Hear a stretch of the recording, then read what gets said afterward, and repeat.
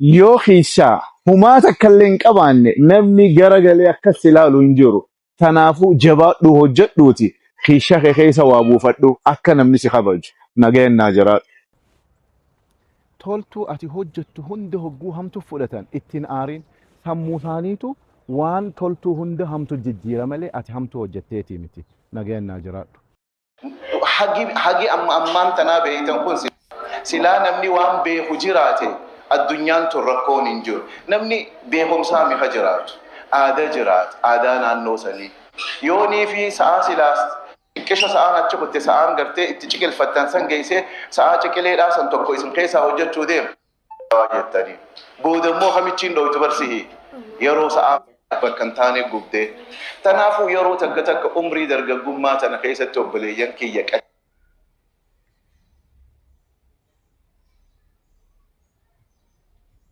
Hojii bareedaa, gorsa bareedaa dabarsaa jira namni kun.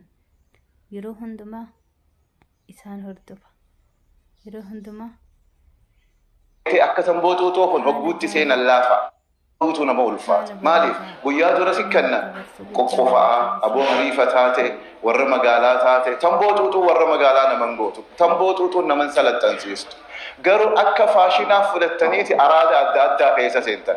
Achi booda hoo khitarnabi achi keessaa isin hin baasu yoo kaaboo isinit dhawanillee.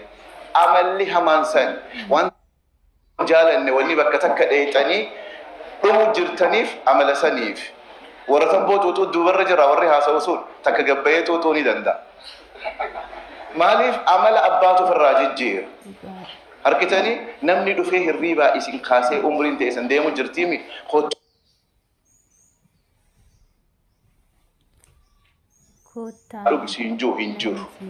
Hin jiru.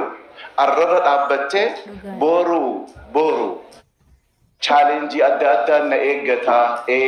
Tokko baratee haa isin bulchu. Tokko immoo baratee hojjetee naggadee biyya tana haa jijjiiru. Nuti amma malkaa ittiin boonu.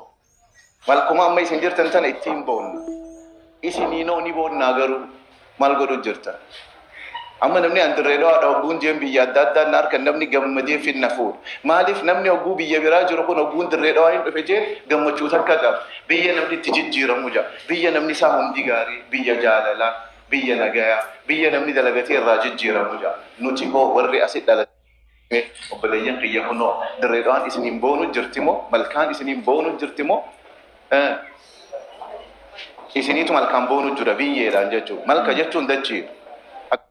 Isin qalubbuu qabu yoom isiniin boonu yoom jijjiiramtan yoom maal godhu jirtan xurreetamirra deemu jirtan xurreen isin arraan tana lafan kaayee boru irra gahuu hin dandeessan irra hedduun nama achirra dhaabbatu taa'aati umrii tana dhaabbadhaati maaliin godhuu qabaa boru maaltu na eeggataa arra sittiin tolle arra kophee ciramtuun deemtaa arra kofoonte hudduun uraadha haa uraa taatu haa deemtu arra namni si beeku hin jiru gaggodhattee barattee jijjiiramtee gaafa ati guddattee bakka ati feetu san geesse muhaacitaan fira keetii beekita. Muhaacitaan kasin beeyne hundi gosa sin lakkaawwatu. Aboo ati abaluu tiimi intalti tumta abaluu tiimi bar eeysuma maarii gaafa ati ol kaate jechuudha. If dura kaayee obboleessa kiyya eenyu namni ati if dura laaltu akka malkaatti akka dirreedhaatti akka biyyaatti mee eenyu namni ati if dura laaltu namni rool moodeelii qabaachuu qaba fakkaataa isaa jechuudha. Eenyu ta'uu barbaadda eessa teessee nama hamattee daaraa ta'uu feetamu mul'ata qabaatteeti bakka ni baranna jettaniiti daftara waliin cabsitanii xiisha keessa kaayyattanii mana barnootaa deetan. Dura kabajaan isin daftaraaf qabdan bakka keessan laala. Daftarri isin waliin cabsitanii xiisha hudduu duuba kaayyattan. Dubbisaa ooltan isin hin galu. Dura kabajaan kannineef. Waan xiqqishoo harkaa qabdaniif kabajaa kannaa. Waan xiqqishoo harkaa qabdan. Amma tola ooltummaadha isin wanna jechuun jiranii akkuma guutuu biyyaattu akkuma dirreedhaattu malkaan gin tola ooltummaa gizee hunda qabdi. Isintu wallaalee malee tola ooltummaan jiru. Dirreedhaan tola ooltummaan beeyti. Biyya namni hin beeyne dhufee odoo humaa takka hin taane naggadee maallaqa harkatee itti jaarratee itti dhalee keessaa deemu.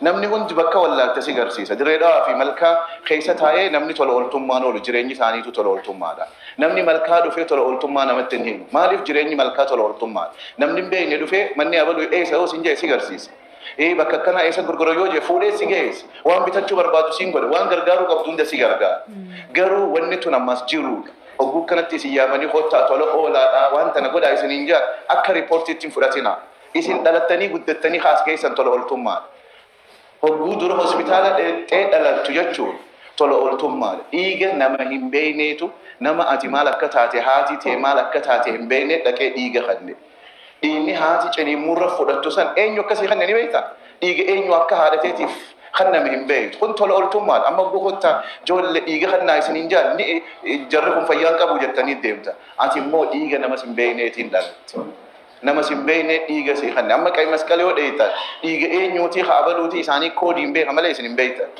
namni ammaa sachi dhufee malkaan aggadachuu oguu barbaade nama adda addaa karaa si garsiisa nama adda addaa yoo ati maallaqaan irraa bade jaa waliif buusanii si kannan isin ammoo hogguu kottaa tola ooltummaa tana keessatti jijjiiramaa jenne duubatti hin deebiina keessaa'u hireen akka amma ganna argattanii tun namoota hin beekne akka kiyyaa kana isiniif iddii taakka lammaffaa ifiif wal bartaan sadaffaa hulaa hundaa isinii bana yooniif ka jijjiiramuu barbaadan taate hireen amma jirtu tun hiree ajaa'ibaati maaliif hiree ajaa'ib bulchiinsi hanga danda'utti hulaa isinii bane hottaa jijjiiramaa je'eeme hogguu dheeytan aballii meeqa qaba jettan aballiidhaan namni jijjiirame addunyaa tanarra hin jiru yoo aballiin jiraachuu baatte abadan hay ni qab akkana jettan beektee koodii walii qabdanii beektee waliin jettan jannaan oluun garangalu fuulaa ol garangalu achiin qotu garuu namni tanaan jijjiirame hin jiru obboleeyyan aballiin hin jijjiiramtu dantaa mataa keessaniitiin jecha jijjiiramta waa takkaan isinii maa dhagaa mee dargaggeessi sheediin ijaaramee bulkeeta tolchuudhaaf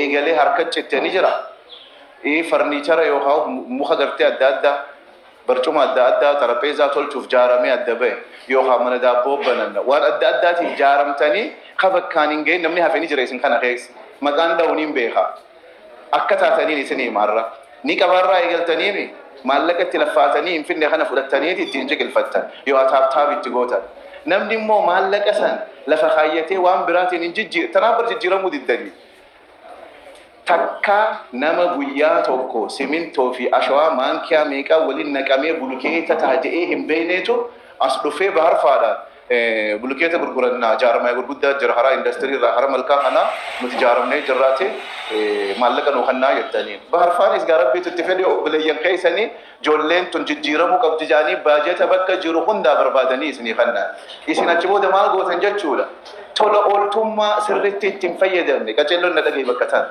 tola ooltummaa waan sirriitti ittiin fayyadamaniif jecha maallaqaas